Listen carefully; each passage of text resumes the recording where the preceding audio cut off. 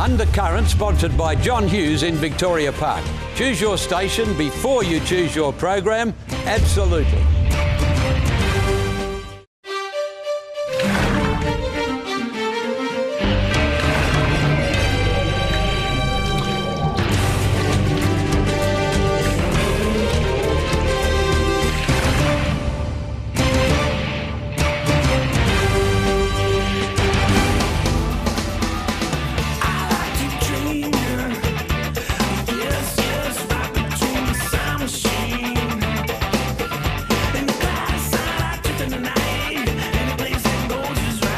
Hello and welcome to a brand new week of Undercurrent, which finds us at the end of the school holidays.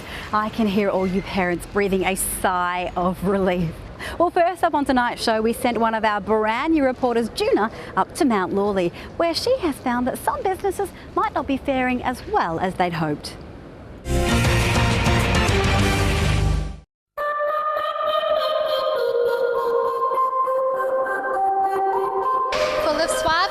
Eclectic bars and boutique shops, Mount Lawley is considered one of the coolest places to hang out in Perth. But a local business is actually paying the price for the ever-increasing popularity of the inner-city suburb. With the recent increase in residential and commercial rent prices, Mount Lawley has become pricier and more exclusive, forcing those without the cash to sustain themselves out. Some businesses have even taken their case to the Fair Rent Tribunal, but gave up when their efforts got them nowhere, leaving several vacant shop fronts in the usually bustling cafe streets. It's been operating since 1990, so you're talking 22 years. Things are changing in the business. There's a recession on, and we thought we'd be better off playing it safe, so that's what we did. Oh, I think it's a very nice village-type atmosphere if I've got some time to spare. Nice place to have a coffee or a meal. The problem with Mount Lawley is it hasn't really got started. It was a couple of years ago. It was shaping up nicely. Had some interesting little stores. The thing that really started it, making it hard for the operators here, was the mining boom. When the mining boom came along, everybody went silly on rents, and then it attracted the franchises from the eastern states. A couple of those franchises have been very successful here. Of course, others have followed. Some haven't been so successful, but they will stay there, they will hang in there. The problem is that it's not a big area, and if everybody expects to be able to get franchises in, or there's a lot of landlords around here that expect to get unreal rents, and there's just not the foot traffic in the area. If you try and compare it to Subiaco or Leederville, there's just no comparison. We're paying the same rents as Leederville, and in some cases we're paying the same rents as Subiaco. What's happened to Subiaco is it's just lost its attraction for the locals there. The area's in big trouble, the rents are going backwards because there's no individuality there. But Leederville and Subiaco have magnificent parking by comparison to us. We just don't have it. There is no council, not Stirling and not Vincent, that plans to put any in. Oh, I think the alternatives are opening up everywhere and anywhere. Leederville, Victoria Park, probably very similar to here. The Mount Lawley go backwards before it even really got started. That's the problem with it. The other issue is that they want to put bus lanes through here. Turn us into a major bus route, which runs the risk of turning us into some sort of soulless corridor. We're working on getting the Daily Planet right, and we want to make that a popular place to be. We've gone upstairs with our music. What we're going to try and do is mix up the two levels, downstairs and upstairs. We'll put some books upstairs, we'll bring some music downstairs. Even rental, we'll do posters in there. It's just going to be a mixed business. You are getting tourists here on the weekend, and you've got to make the place as interesting as possible as you can.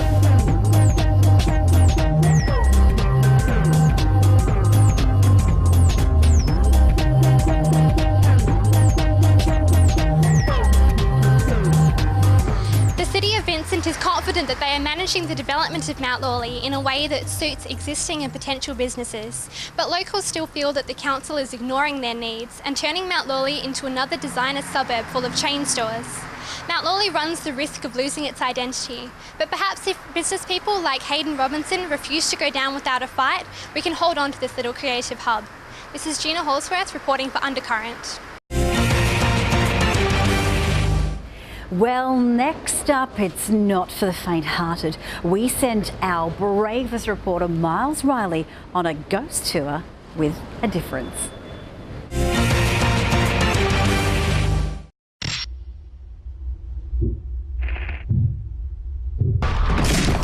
I'm here at the old quarantine station with Rebecca Millman, who will be hosting a series of overnight tours here next week. Rebecca, welcome to Undercurrent. Thank you for having me. So you're a spiritual medium. Could you tell us a bit about that, please? Spiritual medium means that I am able to communicate with those that have crossed over. It means that I raise my vibrational levels and the spirit world lowers theirs, so we can make a kind of a bridge in between, and that allows me to communicate with those that have crossed over. And so how do you actually communicate with spirits? There's three main ways that we communicate with the spirit. One is clairvoyant, then there's clairaudient, and then the third way in which I work as a mental medium is with clairsentience. So that's where you pick up emotions and feelings.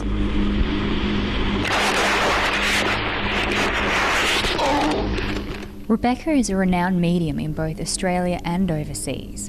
She first became aware of her gift at age 8, but it wasn't until she was 27 that she began developing her ability to communicate with the dead. I find, especially over the last 5 years, there's been a big change towards mediums. A lot of people more understanding of what a medium is. TV has been great for that, but most people are open and accepting. You do get the odd few that are staunch non-believers, and that's what they can be like that. I see dead people walking around like regular people. Welcome to the shower block at the quarantine station. Here we have obviously two sides to the building. One is the male side and one is the female side. Those that had quarantine concerns on the boats were brought off the boats and brought into the shower block. In here, you often find that we have paranormal experiences where we get spirit orbs at night time and spirit lights. At the last overnight ghost hunt, we had spirit lights that were putting on a show for both groups that came through, and everybody could see that kind of phenomenon. And this is just your first building that you enter for the tour, so you can imagine what the rest of the tour would be like. Take us through some of the equipment that you use. Yeah, I've got here today a what they call a ghost box. It's very experimental at the moment. What we do with this is when we turn it on, it picks up radio frequencies, and then we ask the device to start scanning all the radio frequencies. And when we're sitting in a room, we then begin to ask the spirits to communicate through the white noise that's on the radio frequencies.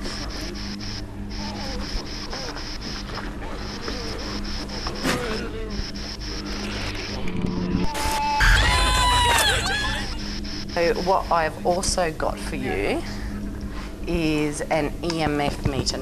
So the interesting thing about this is that there is no electricity in this building. There is no electricity connected to this building, and automatically we're getting anomalies going on here. So apart from a spirit being with us and manipulating the energies,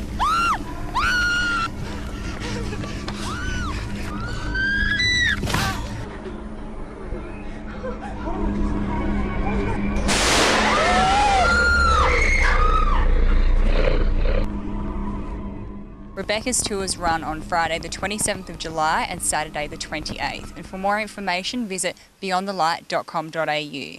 I'm Miles Riley reporting for Undercurrent. Well, it must be nice to be one of those beautiful people, but are those stunning people smarter than the rest of us? Well, this week, another of our brand new reporters, Poppy Moffat, took to the streets of Perth to find out what you think. Research shows that beautiful people are more intelligent. Let's go and find out what the people in Perth think. Do you think if someone's more beautiful, it makes them more intelligent at all?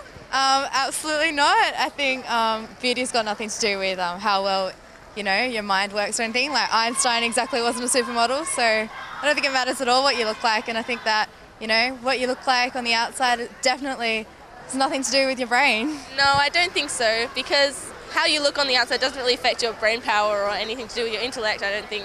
I don't think so. I think it doesn't matter if you're ugly or beautiful. It's all to do with what's in your head. Ugly. Like, if you've got common sense, then you're smart. Beautiful people are more intelligent. What do you think? Not really. I don't think that like looks really matters. It doesn't have anything to do with it. I go to an academic school, and not everyone there is beautiful. Some people are, of course. But I'd say not all the time, but definitely sometimes. Do you think that's true? No. Does that mean you're intelligent? Yeah, so if you... so No. not at all? No, look at me. I'm pretty cluey, but I'm not beautiful. What about sort of confidence and things like that? Say if you were to go into an interview or something like that, surely it would help a bit? Yeah, I guess so. But I think, if you're really passionate about what you do and you're really confident in your ability to do things, I think, the way you look has not much of an impact on the way that you could communicate with people at all. I definitely think that more attractive people are definitely more confident just because the way they look. They already know that they've got something up on, or they think they've got something up on people, so they've definitely got that confidence about them. Yeah, I guess confidence is a big thing because of like, if you have confidence then you can do more things and like you can go for a job than like with pretty people in a store and stuff, compared from like if you're not, you're kind of too shy to go in and stuff. So what about men and women? Do you think this relates more to men or women? Or Probably more women, because women seem to be more confident, more, I don't know if they're more powerful, like stronger women are stronger than stronger men sometimes. No, I think it's around about equal, actually. I don't think it matters particularly whether you're male or female. what do you think makes intelligence if it's not looks?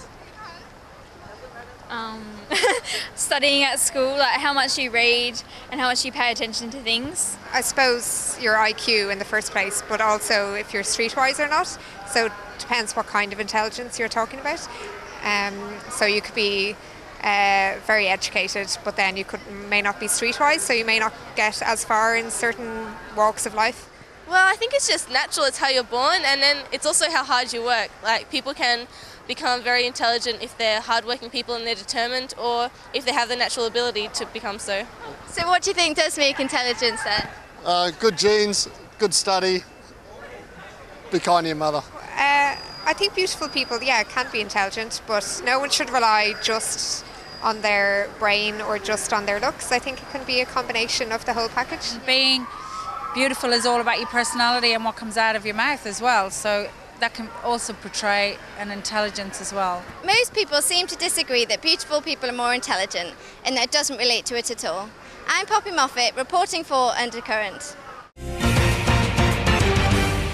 Very interesting indeed, I'm sure you will agree. And don't forget, if you are just itching to have your say on one of those issues that is pressing the pulse of us here in Perth, then you can find us in the city around about lunchtime every Tuesday. I'm Christy Mullica. Stay with us. More Undercurrent after the break. Undercurrent, sponsored by John Hughes in Victoria Park. Choose your station before you choose your program. Absolutely.